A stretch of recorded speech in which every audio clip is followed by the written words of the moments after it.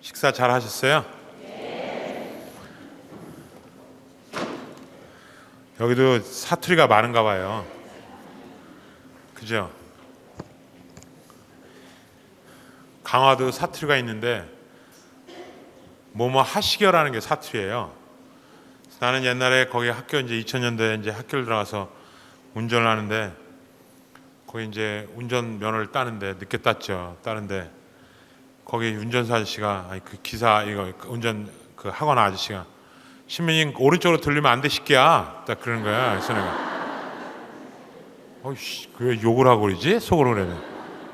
아 그쪽으로 돌리면 안 돼 새끼야 딱 그러는 거예요. 그래서 아니 그쪽으로 안 돌리면 안 돌렸지 왜 욕을 해요? 그러니까 내가 언제 욕을 했어 새끼야? 딱 그러는 거예요. 그러니까 이게 보니까 약간 그 억센 발음이 나와서 그런데 뭐뭐 하시기요 사투리예요. 그러니까 밥 드셨시기요 이렇게 밥을 식사하셨습니까? 수고하시기요. 이게 저기래요. 황해도 사투리라는 설이 있고 하나는 이제 강화도에 많은 사람들이 내려왔잖아요. 에? 벌 받으러 내려왔잖아요. 에? 강화도에 옛날에. 그러니까 이 사람들을 보면 이제 벌 받아서 내려온 건데 반대말을 써야 되나 존댓말을 써야 되나 그래갖고 어중간한 말을 썼다고. 왜냐하면 가끔가다 올라가잖아 다시 복직해갖고. 그러니까 밥 드셔 시켜? 이렇게.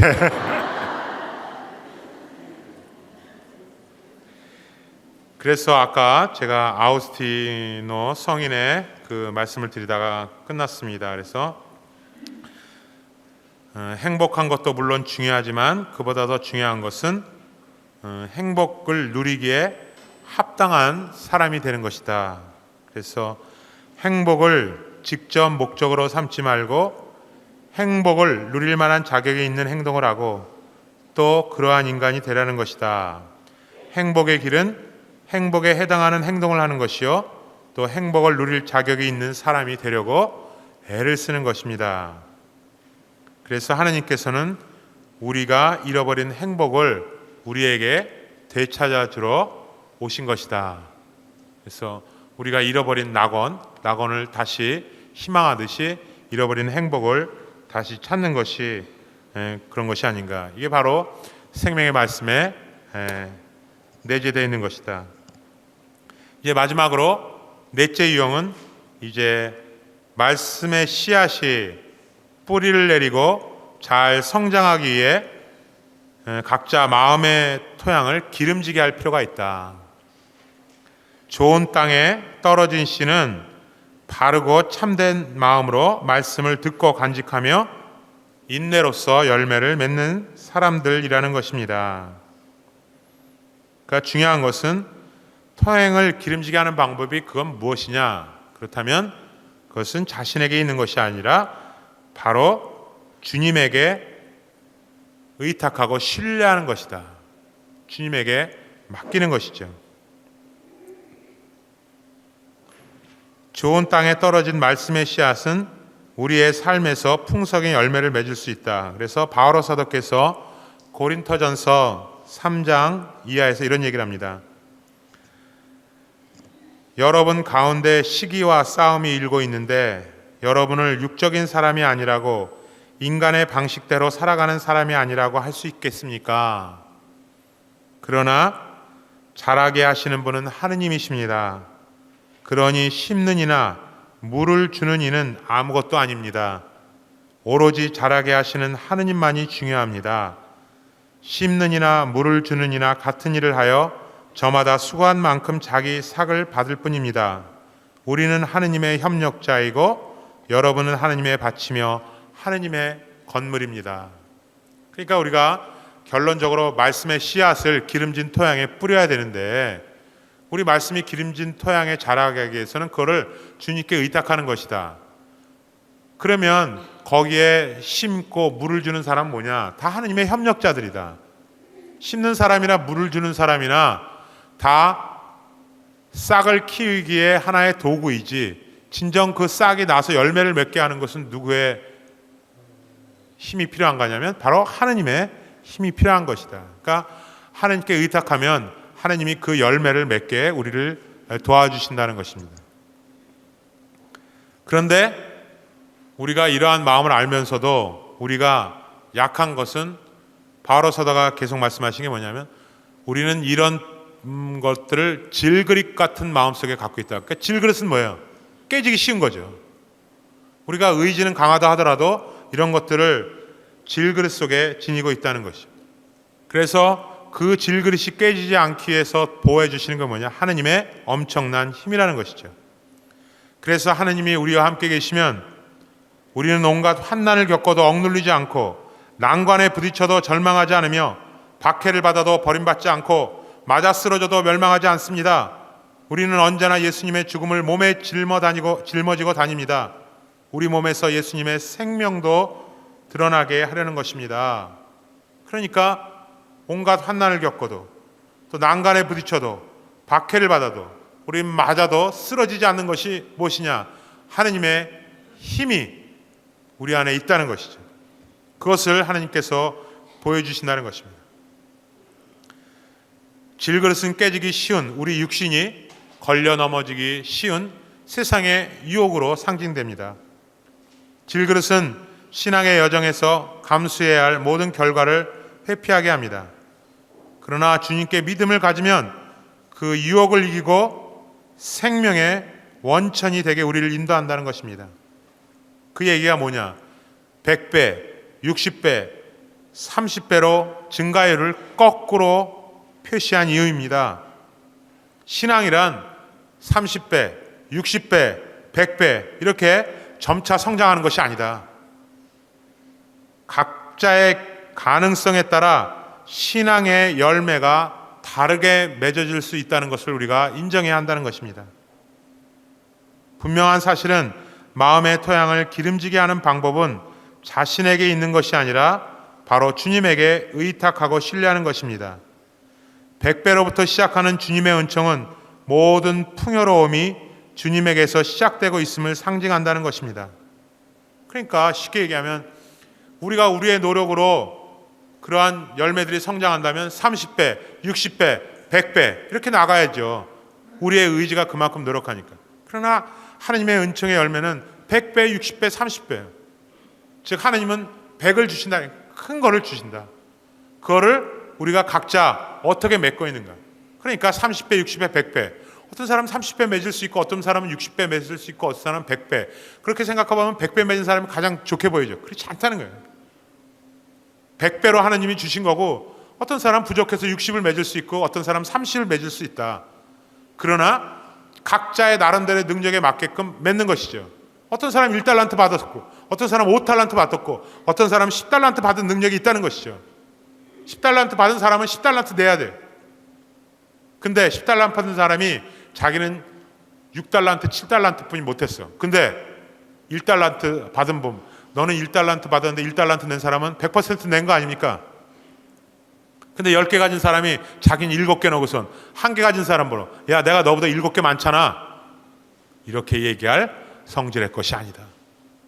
하나님은 각자의 능력에 어떤 사람은 하나 낼 수 있다면 하나 내는 것, 그것이 하나님 보기에 기쁜 거예요. 어떤 사람은 5개 가졌다. 5개를 내는 거예요. 10개를 가졌다. 10개를 내야죠. 그러나 1개, 5개, 10개가 중요한 것이 아니다. 그건 주님이 뜻하는 것이죠. 마찬가지입니다. 신약 성경에 이런 복음이 나오죠. 어떤 사람이 아침부터 와서 일했어. 내가 너 동전 한 입 줄게. 9시부터 저녁 5시까지 근무하는 거예요. 근데 왔다 갔다 하다 보니까 점심에 빈둥거리는 사람이 있어요. 나가서 또 계약을 맺어. 내가 1달란트 줄 테니까 너 와서 일해라. 아침 9시부터 일한 사람이 그걸 보고 주인에게 대드는 거예요. 아니 나 9시부터 5시까지 왔는데 하나 주면서 왜 쟤는 12시부터 일했는데 나보다 3, 4시간 더 못 일했는데 하나 줍니까? 주인이 뭐라 그래요? 당신이 상관할 거가 아니다. 그 사람에게 맞게 하나님이 주신 거고 그 사람은 그만큼 내면 되는 거예요. 누가 많이 내고 누가 적게 나고 하나님은 보시기에 그렇게 중요한 것은 아니다. 그러니까 100배, 60배, 30배로 그 가능성을 거꾸로 한 이야기는 모든 은총의 열매가 하느님에게서 시작되고 우리가 그것을 100% 낼 수는 없다. 왜? 질그릇 속에 그 보물을 갖고 있기 때문에 질그릇은 깨지기 쉽잖아요. 걸려 넘어지기 쉬운 세상의 그 유혹들은 그건 당연히 우리가 넘어지는 것이죠. 그거를 두려워하지 않아야 된다. 이제 세 번째 마지막 강의로 그러면 보이지 않는 말씀이 지닌 강한 생명력에 대해서 말씀드릴까 합니다. 마태복음 13장 31절에 이런 비유가 나옵니다. 겨자씨와 누룩의 비유입니다. 예수님께서 또 다른 비유를 들어 그들에게 말씀하셨다. 하늘나라는 겨자씨와 같다. 어떤 사람이 그것을 가져다가 자기 밭에 뿌렸다. 겨자씨는 어떤 씨앗보다 작지만 자라면 어떤 풀보다 거저 나무가 되고 하늘의 새들이 와서 그 가지에 깃들인다. 예수님께서 또 다른 비유를 그들에게 말씀하셨다. 하늘나라는 누룩과 같다. 어떤 여자가 그것을 가져다가 밀가루 서말 속에 집어넣었더니 마침내 온통 부풀어 올랐다. 제가 아침에 말씀드린 겁니다. 겨자씨와 누룩의 비유. 그러면 겨자씨와 누룩은 율법에서 굉장히 소홀히 하는 것들이에요. 누룩, 그죠? 이게 발효식품이기 때문에 이렇게 발효되는 것들을 좋아하지 않는다. 음식이 상할까봐. 겨자씨도 마찬가지예요. 겨자씨도 율법의 작물 중에서 별로 좋지 않은 작물로 여겨져서 배척되었대요. 우리가 노래에 보면 겨자씨 자라나서 어떤 나무가 돼요? 그 나무 1.5m. 겨자씨가 어떻게 큰 나무야? 나 자라봤자 1.5m예요. 제가 1m 83입니다. 네? 뚱뚱해서 킹콩이라서 잘 안 보이셔서 그런데 네? 1.5m면 큰 나무가 되는 것이 아니에요. 그러니까 이 겨자씨의 비유라든가 누룩의 비유에서 우리가 어떤 것들을 이야기해야 되나? 즉 겨자씨와 누룩의 비유는 하느님의 구원 계획을 보다 높은 차원에서 바라보기 위해 필요한 식별의 기준이 필요하다. 식별의 기준. 우리가 이렇게 하느님의 말씀을 공부하는 것, 또 기도하는 것, 이것이 다 그 목표가 뭐냐면 영적인 식별입니다. 무엇이 옳고 무엇이 그른지, 또 우리가 걸어가야 할 길이 이 길이 맞는지 아니면 돌아가야 될지 유턴해야 될지 그것들을 우리가 식별할 수 있는 능력을 갖고 있어야 된다는 거예요. 하나님의 말씀을 풍성히 들으면 그런 것들을 보는 거죠. 그러니까 우리는 나름대로 다 그 삶의 자리가 틀리고 성격도 다 다양하단 말이죠. 그러니까 나름대로 하나님의 찾는 방법 다 다르지만 뭐가 옳고 뭐가 아닌지 그걸 나름대로 하는 것이 아니라 주님의 가치에 따라 하는 거예요. 우리는 서로 다르니까. 농담 삼아 우리가 이렇게 얘기하잖아요. 남편과 부인이 온천을 가보면 안 되잖아요. 남편하고 부인이 온천을 가면 남자와 여자가 서로 다르다는 것을 아는 거예요. 그러면 온천을 가. 그러면 남자는 1시간이 되기 전에 나와. 그러면 여자는 나와요? 안 나와. 그러면 남편이 기다리다 지쳐갖고 담배 피다 음료수 사 먹다 이제 지쳐갖고 맥주 한 가 먹다 이제 도저히 안 되니까 여탕으로 전화를 해. 자, 카타리나 자매님 나오시랍니다. 그래 이제 부인이 이제 화가 나서 나오는 거야. 왜 전 가만히 있지 못하고 왜 달라요? 하나님이 창조 때 다르게 만들었어. 남자는 뭘로 만들었어요? 흙으로 만들었어. 흙을 떡 쪄보신 분은 알 거야. 고사떡 쪄보시면 알 거야. 흙은 찌면 1시간을 못 쪄. 연기가 팍팍 나갖고. 그래서 꺼야 돼. 여자는 뭘로 만들었어요? 갈비. 갈비는 고우면 고울수록 진한 국물이 나오는 게 갈비야. 달라. 목소리도 달라요. 왜? 깡통에다 흙을 넣고 흔들면 어떻게 돼? 베이스 소리가 나. 용각사는 소리가 나지 않습니다. 그런데 갈비뼈를 깡통에 넣고 흔들어봐. 소프라노 음이 나오죠. 달라. 그럼 애초부터 삶의 자리가 다른 거예요. 그래서 예전에는 우리 부모님들이 나는 누나가 시집을 많이 가서 알아. 6명이 있잖아요. 옛날에 이제 지금 뭐 안 하는 것 같은데 뭐 함 있었죠. 함. 그럼 함에다 뭘 넣어요? 예? 이렇게 예물을 교환하잖아요. 그럼 뭘 넣었어요? 명주실을 넣었어요. 명주실을 왜 넣어요? 두 가지 특성 때문에. 예? 그렇죠. 명주실은 잘 안 끊어져. 그러니까 부모님들이 다 아는 거야. 한창 좋을 때 철 모르고 결혼한다고 난리칠 때 어머니가 인생을 이렇게 보면 에휴 너네들 싸울 날이 올 거다. 그잖아요. 안 맞는 거지. 삶의 자리가 틀린데 벼랑간의 그 성격 그런 것들이 맞겠습니까? 그렇지만 명주실이 끊어지지 않는 것처럼 유대감을 갖고 가는 거예요. 또 하나는 명주실은 잘 꼬여도 그 첫 실마리를 풀고 탁 치면 이게 쫙 풀려요. 그러니까 싸움을 하더라도 그죠? 그 실마리를 찾아서 서로 이해하고 화해하면 풀려진다는 거예요. 그러한 명주실의 그 모습대로 살아가길 바라면서 부모가 명주실을 그 안에다 넣어줬던 것입니다. 그러니까 사람은 각자 다른 거죠. 삶의 자리가 다른 거예요. 삶의 자리가 다른 거를 왜 그렇게? 저는 바오로 서간을 이렇게 보면 바오로 서도는 성질이 정말 급한 사람 중에 하나예요. 그죠? 얼마나 급한지 몰라. 그럼 우리가 성질 급한 사람 보러 뭐라 그래? 야, 너 성질 좀 죽여라. 안 죽여. 그거는 담배 피는 사람한테 담배 좀 끊어라. 그 얘기랑 똑같아. 안 끊어요. 더 좋은 것을 줘야 그것을 끊을 수 있겠지. 그잖아요? 더 좋은 것. 담배보다 더 좋은 게 뭐가 있나? 술도 마찬가지겠죠. 술보다 더 좋은 것을 줘야 무언가를 끊는 것이지 그런 것들이 뭐 한다고 해서 끊어지는 것은 아닌 것이죠. 삶의 자리가 각기 다양한 거예요. 그러니까 성격을 죽이라, 뭐 성격을 해라. 그건 아니에요. 하느님은 어떻게 생각하느냐? 하느님 우리 성격을 있는 대로 그대로 알고 계시기 때문에 거기에 맞게 쓰는 거예요. 그러니까 사도 바오로는 성질이 진짜 급하고 가만히 앉아있는 성질이 아니에요. 그러니까 1차, 2차, 3차, 4차까지 선교여행을 간 거예요. 배 타고 건너가고 그죠? 24가지 얘기를 하잖아요. 칼에 맞아 죽을 뻔했다. 돌에 맞아 죽을 뻔했다. 물에 빠져 죽을 뻔했다. 강도들을 만나 죽을 뻔했다. 그러면서도 바오로 사도가 그 4차 여행을 가면서 뭐라 그래요? 그런 24가지 고통은 아무것도 아니다.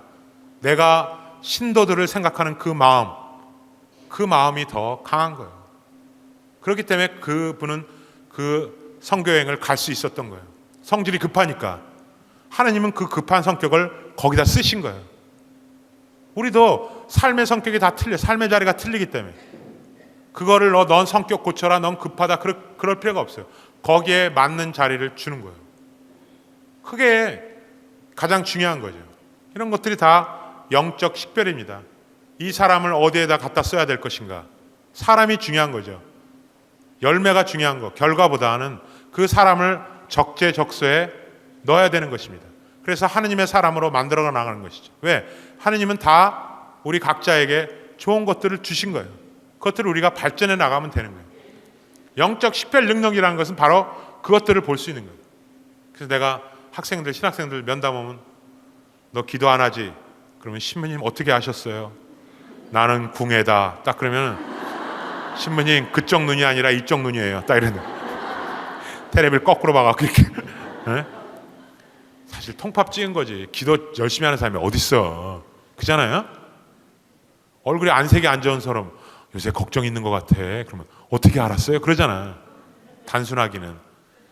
기도를 늘 열심히 할 수 있어요. 그러니까 기도 좀 안 되지? 그럼 기도를 다 못하니까. 우리가 그게 문제들 아닙니까? 기도를 어떤 때는 잘 되고 그렇잖아요. 어떤 때는 밥을 먹어도 속이 편안한 때 똑같은 밥을 먹어도 속이 거북한 때가 있는데 우리의 몸의 신체도 그렇게 돌아가는 거 마찬가지로 영적인 일도 마찬가지인 거죠. 어떤 때는 기도가 잘 되는 날이 있는가 하면 어떤 때는 기도가 정말 되기도 싫고 성당에 앉아있기도 싫은 날도 있고 그것들을 우리가 이제 보듬어 가면서 이것들을 움직여 나가야 하는 것이죠. 그래서 겨자씨와 누룩의 비유는 이러한 여러 가지 조건을 보면서 높은 차원에서 우리가 하느님의 일을 보는 것이죠. 하느님의 구원행위의 방식은 커다랗게 시작되는 것이 아니다. 장황하게 시작되는 것이 아니다. 겨자씨처럼 누룩처럼 어떤 씨앗보다도 작은 그런 움직임 속에서 일어난다. 그러나 보이지 않죠. 겨자씨도 보이지 않아. 겨자씨는 그러나 으깨지면 그 향이라는 것이 말할 수가 없어요. 겨자씨가 으깨면 그 향이 말할 것도 없다고. 작지만 누룩도 보이지 않죠. 그러나 빵을 부풀게 하죠. 자기는 이미 그 안에 들어가서 동화돼 흡수돼 없어졌어. 그러나 그 빵을 부풀게 하는 능력이 있다는 거예요. 하느님의 나라는 이렇게 적은 것에서부터 시작된다. 놀라운 속도로. 왜? 하느님의 영이 움직이는 일이기 때문에. 그래서 식별의 기준이란 다름 아닌 그리스도의 관점이다. 그리스도의 눈으로 바라보는 거예요. 그리스도가 우리를 바라보았던 그 눈으로 바라보는 것이죠. 죽음을 통해 생명을 잉태하는 겨자씨의 비유는 하느님의 구원 역사 안에서 예수님에게 발생한 사건을 의미합니다.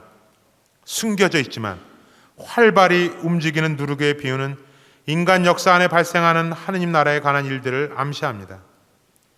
이 두 가지 비유는 초대 교회 공동체가 추구해야 할 교회에 관한 비유들을 상징한다고 할 수 있습니다. 하느님 나라는 비유로 설명되기 때문입니다. 하느님 나라는 본 사람이 없어요. 하느님도 본 사람이 없죠. 모세가 하느님을 봤다고 자꾸만 우기는데 성경에 보면 모세는 하느님을 직접 봤대잖아요. 성경은 끝까지 다 읽어야 돼. 요한복음 가면 요한이 그래. 하느님을 본 사람은 아무도 없다. 그럼 요한은 미쳤어? 모세는 하느님을 어떻게 봤냐면 우리 태양을 못 보죠. 근데 태양 앞에 구름이 이렇게 희미하게 끼면 빨간 태양이 크게 윤곽만 나타나잖아. 그런 식으로 하느님을 본 거예요. 하느님을 보면 어떻게 돼? 죽어. 자기가 죽는다고 생각하면 하느님을 보셔. 그러니까 신흥 종교 집단들, 저기 무슨 체험들, 마리아와 관한 체험들, 뭐 하느님이 뭘 봤다, 그 성혈 눈물을 흘리는 거 봤다, 다 죽어야 돼. 하느님을 직접 보면 예수 성심이 뭐 빛나는 걸 봤다. 그래서 어떻게 해? 예수 성심이 황금으로 된다, 빛나는 걸 보게. 그죠? 예수 성심을 어떻게 보냐고. 물론 특별히 배려한 사람은 볼 수 있겠죠. 그런 은총을 가진 사람은. 그러나 일반적으로 하느님을 보면 다 죽어야 돼. 그 사람들은 이미 죽었어. 이제 하늘나라에 가 있어야 돼. 그렇잖아요? 그러니까 그리고 어떤 것도 이렇게 이 겨자와 누룩이 한 것처럼 하느님의 일들이라는 것이 막 거창하게 시작되지 않아요. 그래서 예수님께서 계속해서 큰 기적들을 보이면 제자들을 자꾸만 배 건너 딴 데 가라 그런 게 뭐야? 군중들이 들고 일어나니까 왕으로 모시려고. 하나님의 나라는 그렇게 거창하게 시작되는 것이 아니에요. 그러니까 5천 명을 먹이신 이야기에서도 그잖아요. 그거 끝나자마자 예수님이 다 흩어져 보내. 다 나가라. 왜? 경제를 살리는 사람이 대통령 되는 거 아니에요. 마찬가지로 5천 명을 먹이신 게 보통 일이에요. 저 사람은 왕이다. 우리 왕이 되면 평생 먹고 살 수 있겠다. 그게 아니거든. 그러니까 하느님의 나라는 굉장히 숨어서 일어나지만 그 영향력은 지대한 것. 그래서 실한 보이지 않지만 정할 수 없는 강력한 생명력을 지닌 거예요. 그래서 하느님 나라는 직접적으로 표현되거나 설명될 수 있는 성질일 것이 아니지만, 그래서 오직 예수님만이 당신의 삶을 통해서 하느님 나라를 우리에게 보여주시는 거예요. 우리는 본 적이 없어. 그러니까 우리는 예수님의 말씀에 귀를 기울여야 하느님 나라에 대해서 우리가 알 수 있고, 하느님 나라에 안다는 것은 하느님 나라가 어떻게 생겼는지를 안다는 게 아니라 하느님 나라에 들어가기 위한 방법을 알 수 있다는 거예요. 예수님은 그거를 우리에게 설명해 주셨다는 것이죠. 인간 역사 안에서 하느님의 나라를 식별할 수 있는 기준을 제시하는 거예요. 씨가 뿌려질 때 그 본성에 따라 생명이 죽어가는 듯이 보이지만 오히려 씨를 뿌리면 그 씨가 죽으니까 생명이 죽어가는 것처럼 보이지만 아니에요. 오히려 생명이 구체화되고 싹을 피우게 할 수 있는 잠재력을 갖고 있다는 거예요. 루카복음에서는 밭이 정원으로 언급되고 있습니다. 정원은 요한복음 19장에서 보면 예수님께서 십자가에 못 박히신 곳에 정원이 있었는데 그 정원에는 아직 아무도 묻힌 적이 없는 새 무덤이 있었다, 이렇게 표현합니다. 그러니까 주님의 무덤, 죽음을 상징해 밭이. 그러니까 밭에다 씨를 뿌렸다는 거, 그거는 주님 안에 뿌렸다는 거예요. 그 생명이 주님 안에서 커나간다. 죄로 인해 인간이 정원에서 추방됐죠. 언제? 에덴 정원 아니야. 에덴 동산. 우리가 죄를 지었기 때문에 그 하나님이 마련해 주신 그 에덴의 동산에서 우리가 쫓겨났어요. 이제 다시 밭에서 싹이 핀다는 것은 이제 다시 정원에서 새로운 생명이 움튼다. 잃어버렸던 그 낙원을 우리가 찾을 수 있는 방법을 하나님이 우리에게 제시하신다. 예수 그리스도의 삶과 죽음과 부활을 통해서. 겨자씨가 풀보다 커져 나무가 된다는 표현은 과장입니다. 여기서 나무는 예수 그리스도의 십자가 나무를 상징합니다. 그 십자가 나무, 겨자씨 자라나서 큰 나무가 된다는 그 큰 나무는 예수 그리스도의 십자가 나무예요. 십자가 나무는 적게 보이지만 큰 나무죠. 그죠? 그 큰 나무에 우리의 생명이 달려 있는 거예요. 그래서 어떤 때는 우리가 그 십자가에 달리신 그 예수님께 모든 것을 맡겨야 돼요. 재밌는 거는 예수님 십자가에 보면 우도 있죠. 우도. 좌도가 있었고 좌측에 강도가 있었고 우도가 있었는데 우리가 이제 강도라고 하지만 그 우측에 있는 사람은 강도라고 안 그래. 그냥 우측에 있었던 사람이 이렇게 나온다. 그럼 왜 우측에 강도라고 안 그러고 우측에 있던 사람이라고 그러냐? 우리 마음이 강도질 할 수 있는 거예요. 우리도 그렇게 달려들 수 있어요. 근데 그 우도가 중요한 말을 하는데 뭐냐면 예수! 중요한 얘기. 예수! 당신이 참 자기가 십자가에 못 박힌 건 이해가 가는데 당신이 십자가에 못 박힌 걸 자기는 이해를 못한다. 그러나 내 잘못을 나가 부끄러워하는데 당신이 오늘 하늘나라에 들어가면 나를 좀 기억해 주십시오. 그러니까 예수님이 뭐라 그래? 너는 오늘 나와 함께 하늘나라에 들어갈 것이다. 이게 뭐야? 직천당. 예수님의 그 한 말씀 안에 들어가는 거예요. 아이씨, 나는 이제껏 이렇게 하늘나라에 들어가려고 열심히 기도하고 날 그르치는데 우도 얘는 진짜 복이 터졌어. 원샷에 그냥 가네. 우리 주교님이 어제 그 우리 학교 사정회 때문에 오셨는데 외국 가서 우리 주교님이 그러셨대. 이제 외국 공동체 이제 교포사목 거기 가서 이제 뭐 초대받으셔서 나가셨는데 이제 뭐 건배하는 게 제의할 말이 따로 없잖아요. 그러니까 내가 영어로 할 테니까 여러분 그냥 오케이만 하시오. 딱 그랬대. 그러니까 사람들이 그 영어로 주교님 영어로 한다니까 예 하세요. 그러니까 딱 그랬더니 원샷. 오케이. 불란사에 가셨던 그랬대. 드숑. 드시라고. 그러니까 이 직천당이라고 하는 거예요. 그러니까 아까도 얘기했겠지만 9시에 와서 일하는 사람이 12시에 일하는 사람이랑 그죠? 주님이 선택하시면 되는 거예요. 근데 그 우도가 뭐라고 했냐면 예수 그렇게 얘기해. 반말을 쓴단 말이에요. 히라버로 예수. 물론 이제 우리는 예수님 이렇게 써놨죠.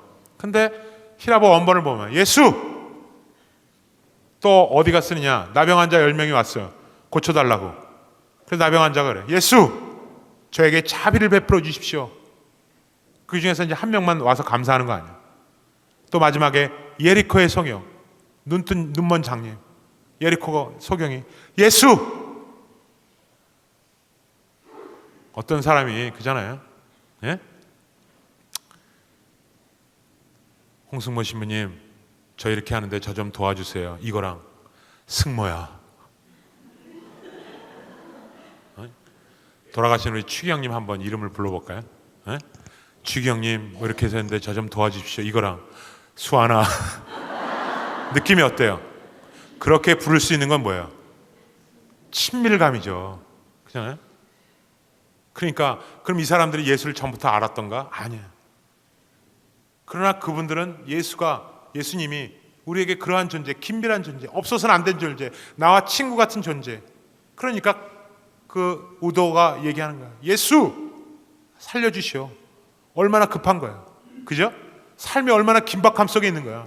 이제 다 죽게 됐어. 예수! 우리 그러한 믿음이 필요하다. 뭐 기도는 탄원 기도가 있고 감사의 기도가 있고 찬양 기도가 있고 뭐 기도에 들어가면 1분 동안 이렇게 하고 있다가 묵상하고 침잠하고 그래서 하나님 관상해 갖고 하나님 왔다 갔다 하는데 뭐 다 자 그럼. 정말 구체적인 걸로 하나님께 기도드리는 거예요. 그잖아요? 여러분도 아파 보신 분 알 거야. 여러 가지를 아파보시면 아프면 어떻게 돼? 그냥 예수님을 붙잡고 얘기해. 예수, 나 좀 살려주십시오. 그 얘기가 나오는 거예요. 입에서 그냥 저절로 나오는 거예요. 기도가. 왜? 그분이 우리의 의지할 것 한 번뿐이니까.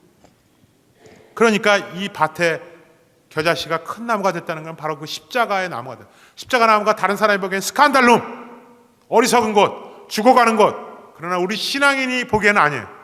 그 작은 십자가가 영원한 생명을 주는 구원의 구루터기가 되는 나무, 생명을 갖고 오는 나무다. 하느님 나라의 특성은 예수님의 삶과 죽음과 부활에 비유됩니다. 곧 크지 않고 작으며 중요치 않아서 모으는 것이 아니라 뿌려진다는 거예요. 씨를 왜 뿌리겠어요? 중요하지 않으니까 뿌린다는 거예요. 우리가 중요한 것을 다 모으고 꼽을 쳐두고, 그죠? 숨겨두고, 그러나 뿌려져. 별로 중요치 않아. 그렇지만 죽으면서 생명을 주고 커져서 나무가 되어 하늘의 새들이 깃들일 수 있다. 새들이 뭐예요? 온갖 새들이라는 것은 모든 사람들을 얘기하는 거예요.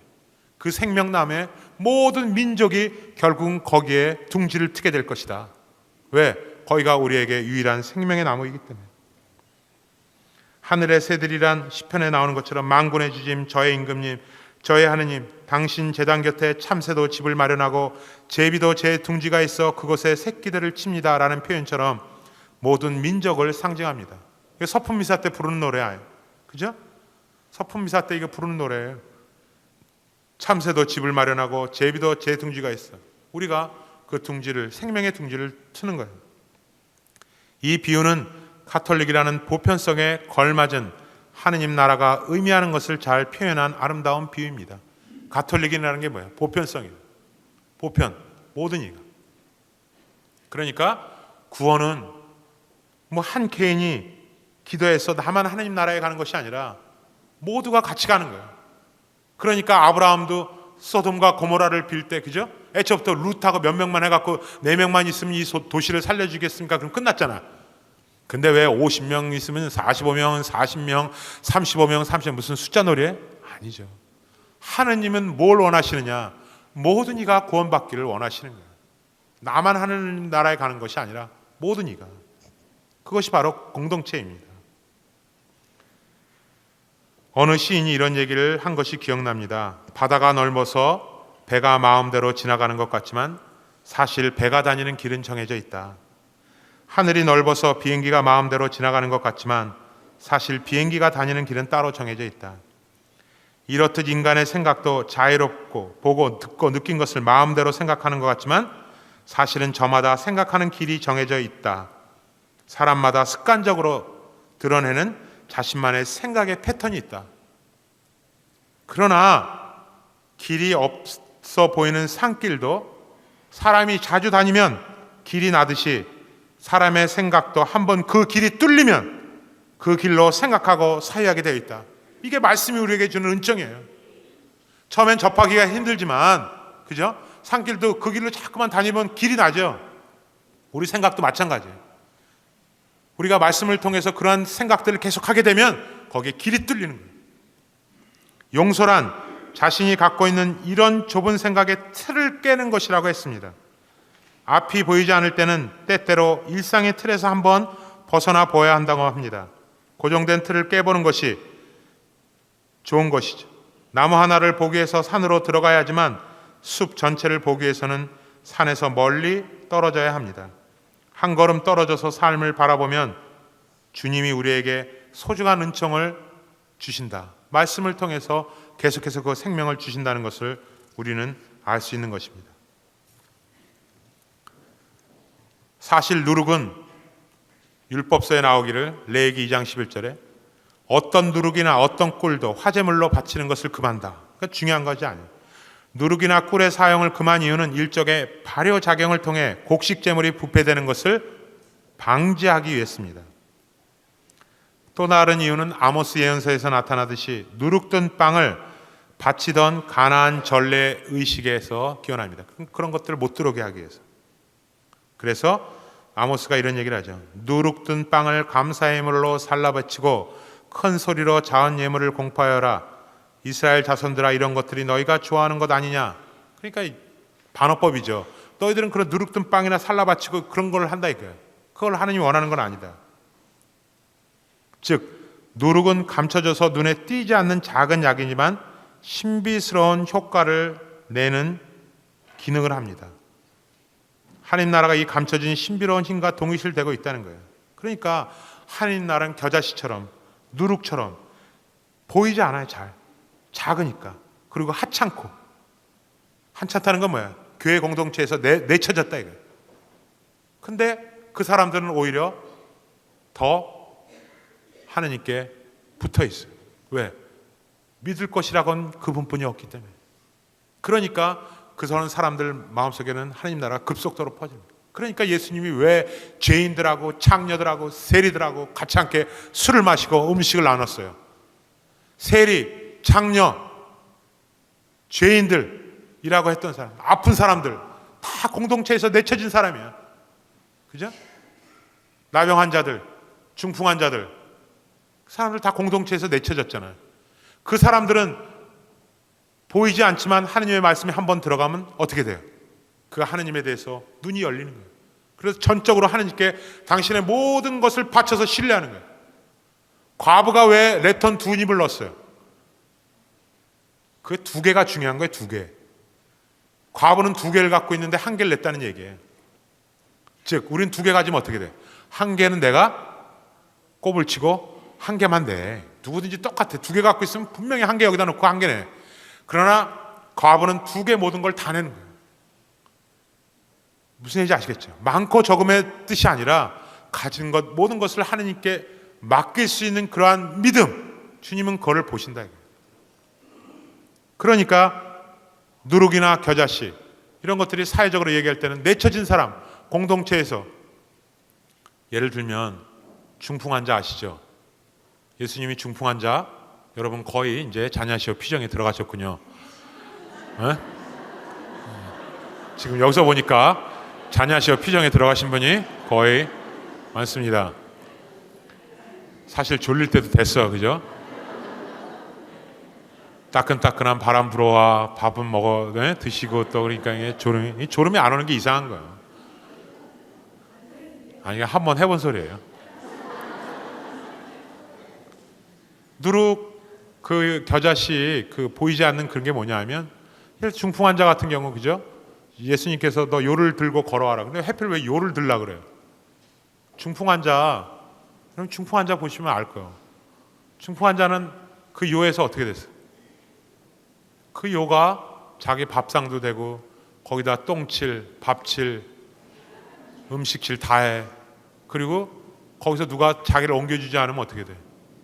움직이지 못해. 그러니까 거기서 화병이 생기지. 내가 왜 같이 태어나서 이런 몸으로 내가 평생 살아가야 되나? 거기에 눈물이 그 요를 다 적셨을 거예요. 그러니까 거기에 하나님께 대해서 원망도 하고 하나님을 미워하기도 하고 자기 삶에 대해서 한탄하기도 하고 예수님이 그걸 보고 뭐라 그래요? 요를 갖고 걸어와라. 예수님이 할 수 있는 그런 거예요. 뭐예요? 네가 나를 원망하고 미워하고 했던 그 모든 것이 요를 들고 오라는 것은 자, 네가 갖고 있었던 그 짐졌던 그 모든 것을 털어주는 거야 예수님이. 네?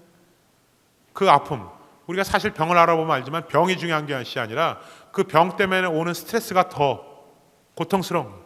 그거를 주님은 그 죄를 다 벗겨버리는 거예요. 요를 들어라. 그게 뭐야? 네 죄를 다 용서해 주겠다.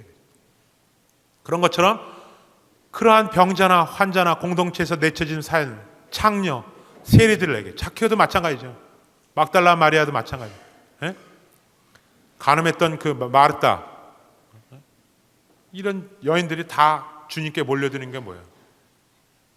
오직 믿을 분은 주님. 보이지 않는 그 영역 속에서 그들은 그것들을 찾아낸 것이죠. 비가시적이지만 천천히 움직여가는 변화되어가는 거기서 겨자와 누룩처럼 그 생명력은 점점 확산되어 나간다. 아우스티노 성인이 이 누룩을 모든 것에 스며드는 사랑의 상징으로 해석했습니다. 이 경우 밀가루가 서말이라 그래. 밀가루 서말, 누룩을 밀가루 서말이라 그래. 왜 내 말도 아니고 다섯 말도 아니고 하필 서말이야. 서말은 뭐냐? 인간 내면의 세 가지 영역을 가리킨다. 감정과 생각과 욕구다. 내 감정과 내 생각과 욕구. 그러니까 아까 얘기했던 모든 사람들이 각자의 감정이 있고 각자의 생각의 패턴이 있고 각자의 욕망이 있다는 거예요. 이것이 누룩이 들어가서 어떻게 돼? 다 반죽을 만들어 하나로 만들어 점점 커져요. 그게 뭐예요? 이 모든 것이 사랑으로 동화되어서 다른 사람들이 먹을 수 있는 빵이 되는 거예요. 내 감정과 내가 갖고 있는 생각과 내 욕구가 사랑으로 뭉쳐지는 거예요. 누룩이라는 그 하나님이 주신 그 생명의 발효약으로 뭉쳐져서 이제는 뭐야? 나를 위한 것이 아니라 다른 사람들을 위한 먹거리가 되는 거예요. 빵이 되는 거예요. 예수님이 그렇게 사셨잖아요. 이는 내 몸이다. 이는 내 피다. 당신을 다 내어주는 거.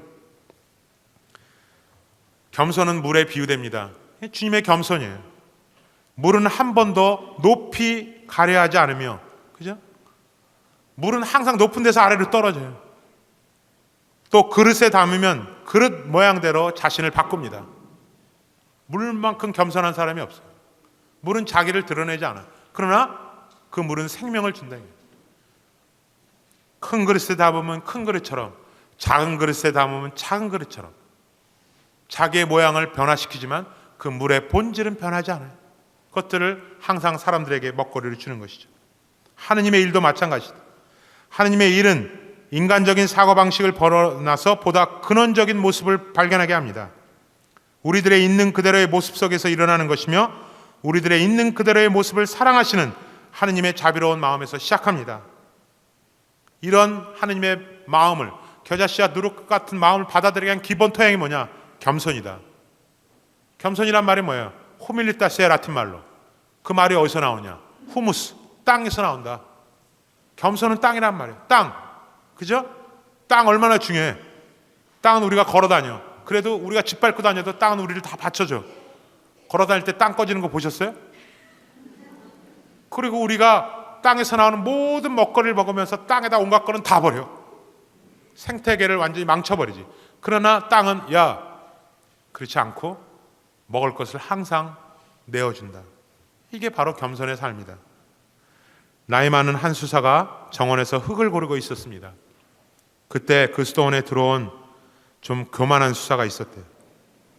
경험 많은 수사는 그 후배 수사에게 이제 교만하니까 좀 뭘 가르쳐 주려고 이 단단한 흙에다 물을 좀 부어주겠나. 젊은 수사가 물을 붓니다. 그러자 물이 단단하니까, 이게 흙이 단단하니까 물이 어떻게 돼 있어? 스며들지 않고 다 옆으로 가. 그러자 나이 많은 수사가 망치를 들어서 그 흙을 막 부셔. 그 흙덩어리가 다 부서지는 거지. 그리고 그 부서진 흙을 모아놓고 젊은 수사에게 이제 다시 한번 물을 부어게. 그러니까 물을 이제 흙을 다 깨어났으니까 어떻게 돼? 물이 잘 스며드는 거예요. 나이 든 수사가 이렇게 이제야 흙 속에 물이 잘 스며드는구나. 여기에 씨가 뿌려진다면 꽃을 피우고 열매를 맺을 것이야. 우리 역시 깨어져야 하느님께서 거기에 물을 주시고 그럴 때 씨가 떨어지고 꽃이 피고 열매가 맺힐 수 있는 것이 우리 수사들은 이것을 깨어짐의 영성이라고 부른다네. 할렐루야. 흙이 꽝꽝 뭉쳐 있으면 물이 스며들지 않아요. 그러니까 나이 많은 수사님이 얘기해 주는 거예요. 흙이 다 깨어져야 물이 스며들어. 그때 하나님이 비로소 우리 마음속에 토양에다 물을 붓고 여기서 씨를 뻗뜨리고 거기서 꽃이 피고 열매가 맺어요. 우리가 깨어져야 하나님의 활동들이 활발해지는 거예요. 내가 자꾸만 내 자신이 드러나면 하나님이 설 자리가 없는 거예요. 내가 이 마음속에 이만큼 자리 잡고 있는데 하나님이 어떻게 들어와요? 그죠? 그래서 다른 사람들이 너무 똑똑하면 싫어해. 좀 어리숙하게 보여야 좋아해. 왜? 거기를 비집고 들어갈 틈이 있다고 생각하니까. 무슨 얘기 아시겠습니까? 완벽하고 완전하면 사람들이 안 와. 아유, 쌀쌀 맞은 사람 이렇게 생각해. 근데 뭔가 좀 엉뚱하고 이렇게 하고 틀린 말도 하고 틀렸다가 좀 사과도 하고 그래야 사람같이 보여서 들어와. 왜? 빈틈이 보이니까. 예수님도 우리가 완벽하다고 생각해서 완벽한 사람이 예수님 필요 있어요? 없어요? 없지. 내가 세상 살아가는데 아무 필요함이 없으면 예수님께 왜 기도를 하겠어요? 그러니까 많이 가지면 가질수록 기도하기가 힘든 거야. 왜? 그 많은 거 갖고 잘 살고 있으니까. 그런데 없으면 없을수록 뭐가 필요해? 주님이 필요해. 왜? 없는 게 너무 많거든. 그러니까 주님이 들어와셔서 그것들을 채워주시기를 바라는 거예요. 근데 주님은 그 채워주시기를 바라는 바를 더 좋아한다는 거죠. 교만한 마음에는 주님이 현존할 수 없다는 것입니다. 그래서 겸손한 마음이 필요합니다. 그러니까 말씀을 읽는다는 것은 뭐예요? 그 영이 들어와서 내 마음을 깨트리는 거예요. 그래서 하나님의 말씀을 내가 읽으면 내가 계속 깨지는 거예요. 영이 내 안에 들어올 수 있도록. 그래서 때때로 주님은 우리를 깨트리십니다. 깨지고 부서질 때 아프고 고통스러워요. 그러나 생명의 꽃을 피울 수 있습니다. 그래서 우리가 기도할 때 잘못하지. 주님, 이런 고통과 시련을 주지 마십시오. 우린 그렇게 기도하는 것이 아니라, 주님, 저에게 어떤 이유인지 모르지만 고통과 시련이 왔습니다. 그러나 이 고통과 시련을 주님께서 십자가를 지신 것처럼 내가 이겨내고 짊어질 수 있는 힘을 주십시오. 이것이 우리의 기도가 되어야 한다. 이것이 우리 신앙인의 기도가 된다. 그렇잖아요? 다른 사람들도 똑같이 고통과 시련을 원하는 사람은 여기 한 명도 없다고. 주님이 생명과 축복을 주시길 원해. 그러나 때때로 어떤 이유인지 모르지만 우리에겐 고통과 시련이 온다는 거죠. 그러나 고통과 시련이 올 때 참 신앙인은 뭐냐? 아, 드디어 시련의 바람이 부는구나. 주님, 제가 이 바람을 극복하고 나갈 수 있게 주십시오. 그러면 시간이 지나가면 언제든 그 시련의 바람은 멈추게 되어 있다고. 이것이 바로 우리의 신앙이다. 이것이 우리의 깨달음이고 이것이 우리의 영적 식별이 되어야 된다. 깨달음과 행동을 우리가 지속하기에 절대 필요한 것이 기도입니다. 주님은 새벽 아직 깜깜할 때 일어나 외딴 곳으로 나가시어 기도하셨다고 표현합니다. 주님도 기도하셨어요. 하느님의 아버지 아들도 기도하셨다면 우리는 더할 나위도 없이 기도해야 돼요. 성경을 읽을 때도 마찬가지고 기도할 때도 마찬가지인 것이 우리는 모든 것을 다 이해하고 깨달을 수 없습니다. 우리는 그저 이해할 수 있었던 부분에 만족하고 그것을 실행에 옮기도록 노력하면 됩니다. 성경을 다 읽었다 그래서 다 깨닫는 건 아니에요. 기도를 다 해서 그것들을 다 알아듣는 건 아니에요. 적어도 알아들은 부분만 있다면 그것을 마음속에 간직해요. 성모님은 그렇게 살았어요. 그래서 주님의 영이 밝혀주는 거예요. 임승필 시민님이 번역하실 때 그 카나의 혼인잔치, 그 성모님 저기 할 때, 성모님이 카나의 혼인잔치 할 때, 그죠? 그 유명한 거 아니야? 포도주가 떨어졌어요. 예수님한테 가보라고. 그러니까 예수님이 여인이여, 당신과 제가 무슨 상관입니까? 여인이라는 말이 굉장히 고상한 거고 여러 가지만 어머니와 여인은 틀리지. 아무리 고상한 표현이고 나발이고 간에 야 아들아 밥 먹어라. 여인이시여 제가 당신과 그잖아요. 예수님은 마리아를 한 번도 어머니라고 부른 적이 없어요. 여인이에요. 참 그 카나의 혼인잔치 난 하면 내 조카가 그런 얘기를 하는데 카나의 혼인잔치가 이제 물이 포도주로 변한 거 아닙니까? 옛날에 영국의 바이런 시인이 그거를 느낀 점을 써오라니까 안 썼대. 그러니까 교수가 너 왜 안 쓰냐? 전 느낀 점이 한 줄뿐이 없어요. 그러니까 몇 장이 되건 그게 중요한 게 아니라 한 줄이라도 느끼면 좋다. 뭘 느꼈냐? 그랬더니 영국의 바이런 시인이 카나의 혼인잔치를 보면서 그랬대요. 물이 사랑하는 주인을 만나 얼굴을 붉히는도다. 느낀 점이에요. 물이 사랑하는 주인을 만나 얼굴을 붉히는도다. 거기 얼마나 많은 그 신앙이 담겨져 있습니까? 그러한 카나의 혼인잔치인데 예수님은 여인이요. 그리고 마지막 돌아가실 때도 뭐야? 요한아, 이분이 내 어머니시다. 그런 거 보면 어머니란 말을 할 줄 알아. 근데 마리아에게는 여인이요, 이 사람이 당신 아들이야. 나는 그래서 제가 한 3년 전에 강론을 하면서 여기에 대해서 묵상한 거를 좀 얘기했어. 왜 여인이라고 했을까? 임승필 씨는 여인이라고 했으니까 여인이라고 써가야 된대. 그러니까 이제 다른 신부님들이 어머니라고 적어야 되지 말이 안 되냐? 여인이 뭐냐? 그래도 여인은 여인이야. 왜 여인이라고 했을까? 난 성모님이 바로 이런 마음 때문에 예수님이 한 행동을 성모님이 다 이해하지 못했다고. 그러나 성모님은 그죠? 어머니를 어머니라고 안 부르고 무슨 홍길동이야? 아버지를 아버지라 말로 이게 여인이라고 불렀을 때 그죠? 얼마나 마음이 찢어졌겠어요. 근데 성모님은 그걸 다 안고 가셨어. 항상 가슴속에 품었어. 이해하지 못했지만 무슨 뜻이 있으려니. 결국 예수님이 돌아가신 다음에 성모님의 발자취가 거의 없어. 그 얘기는 뭐야? 치맛바람이 없었다는 거지.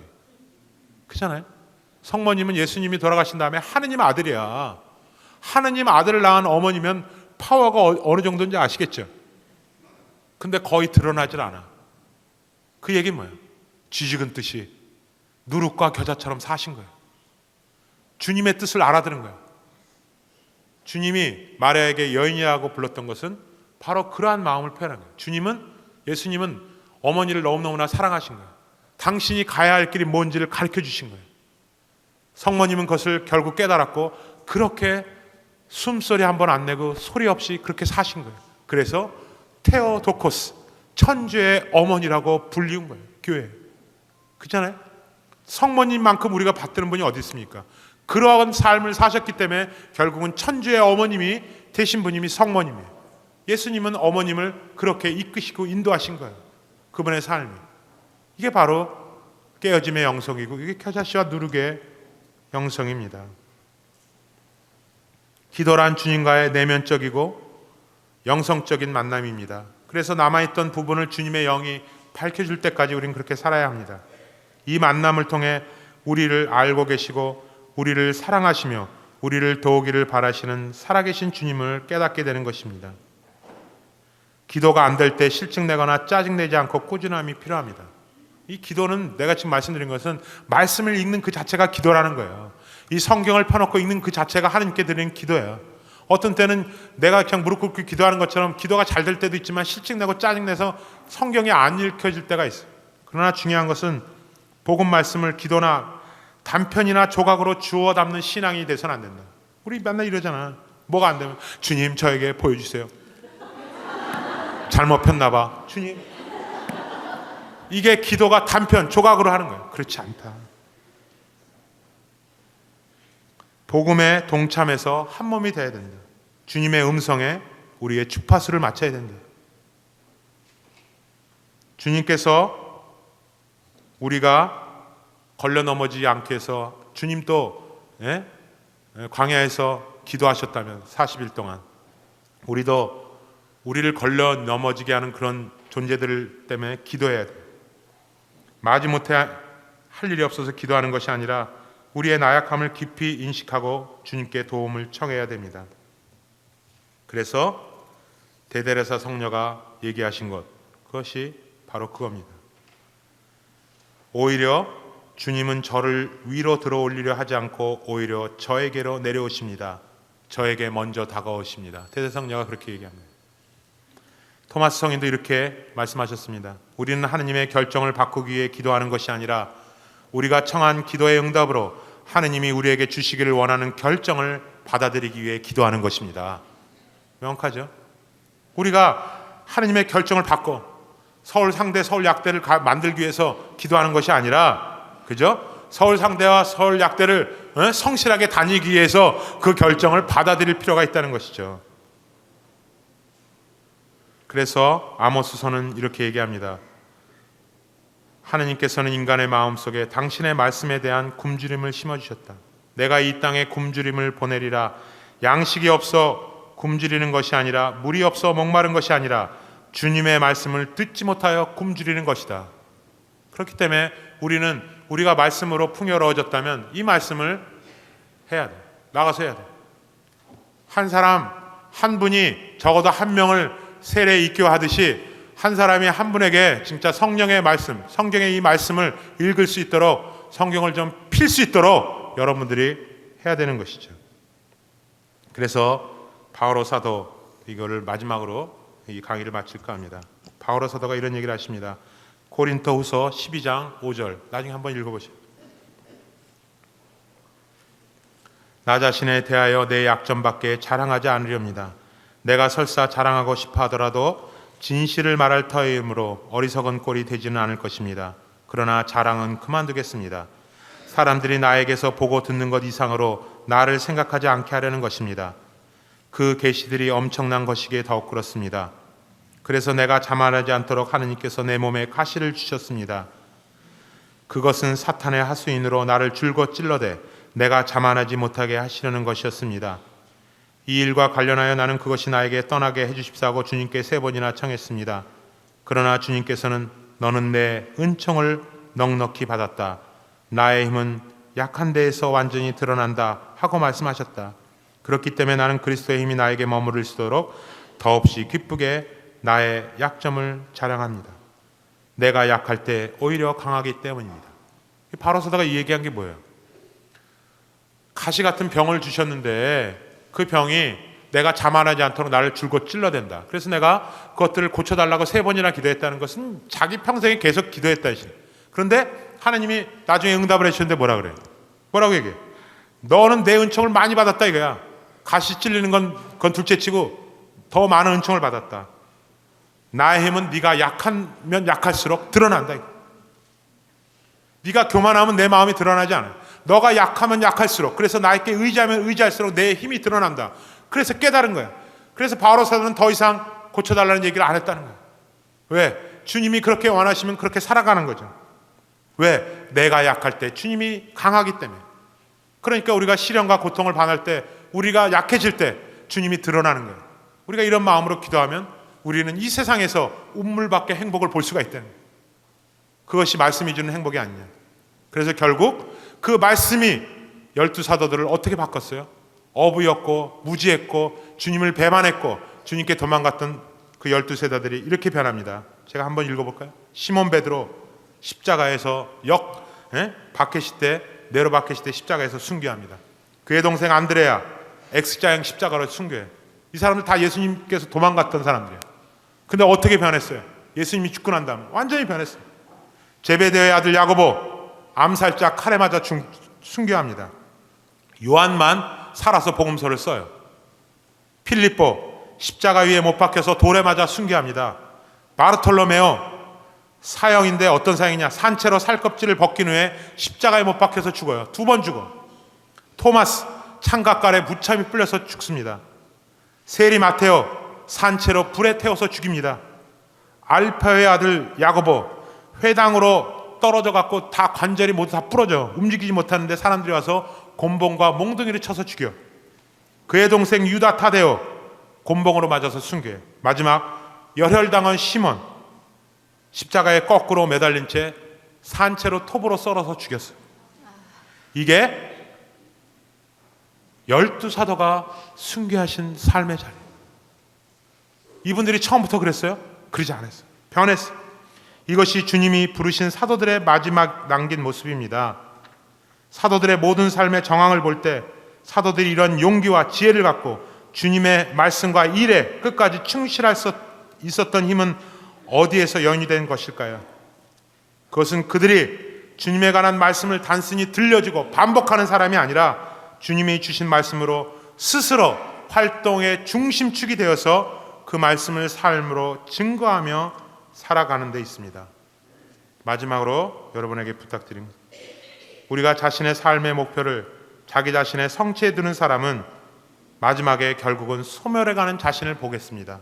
그러나 삶의 목적과 성취를 주님의 말씀 안에 두는 사람은 모든 것의 완성을 볼 것이고 결국은 부활의 기쁨, 하나님 나라를 차지하는 그러한 신앙과 희망의 힘을 얻게 되리라고 생각합니다. 지금도 늦지 않았고 우리가 지금부터 하나님의 말씀을 접하고 그것들을 증거할 수 있다면 이것이 바로 영이 우리의 삶을 움직이는 그러한 뿌리가 된다고 생각합니다. 끝까지 강해 들으셔서 고맙습니다. 감사합니다. 감사합니다.